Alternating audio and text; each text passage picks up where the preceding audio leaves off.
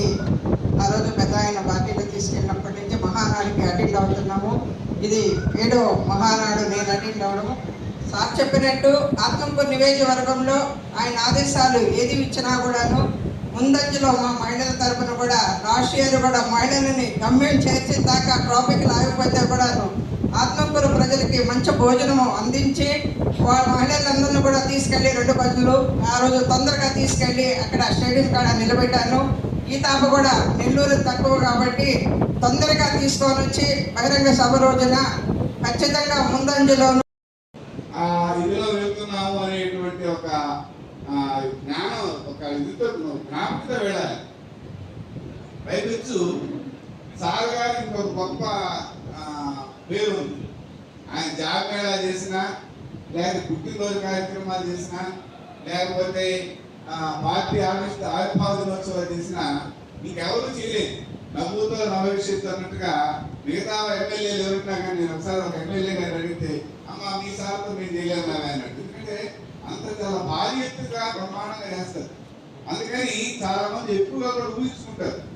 అందుకని సార్ గారు చెప్పినట్టు ఇక్కడ మనం పనిచేసేటువంటి, ఇక్కడ మన వేదిక దగ్గరికి వచ్చినప్పుడు మహానాడులో మనం వినేది చూసేది అంతా కూడా ఒక ఎత్తు అయితే మనం వచ్చే పోయే వాళ్ళకు సరైనటువంటి సౌకర్యాలు సమకూర్చుకునేటువంటి పెద్దది.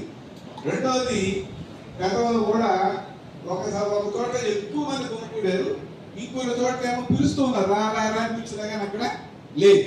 ఎందుకంటే ఏ ప్రదేశంలో ఎంతెంత దూరంలో మనం స్టాల్స్ పెట్టున్నాం అనే విషయాన్ని కూడా ముందుగా నమస్కారాలు. ముందుగా మన నెల్లూరు జిల్లాకు ఈ మహానాడు ఉత్సవాలు జరుపుకునేటువంటి అవకాశాన్ని ఇచ్చినటువంటి పార్టీ కమిటీకి ధన్యవాదాలు తెలియజేసుకుంటున్నా.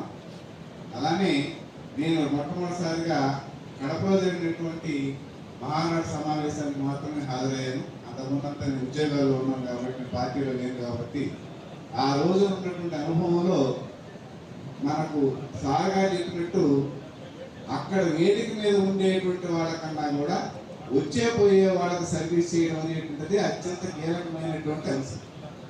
ఎందుకంటే నేను గమనించాను, పోయేటప్పుడు మాత్రం హ్యాపీగా వెళ్ళారు ఎక్కడికి సమావేశ వేదిక, వచ్చేటప్పుడు మాత్రం చాలా చాలా ఇబ్బందులు పడ్డారు.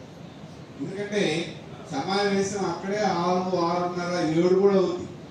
అందులో బాబు గారు కనుక బయట తీసుకున్నారంటే ఇంకా కొంత టైం కూడా ఎక్కువ తీసుకుంటారు.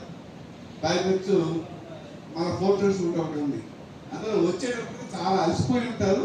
పైపెచ్చు ప్రతిసారి ఎండాకాలం వస్తుంది మనకి. ఈ మే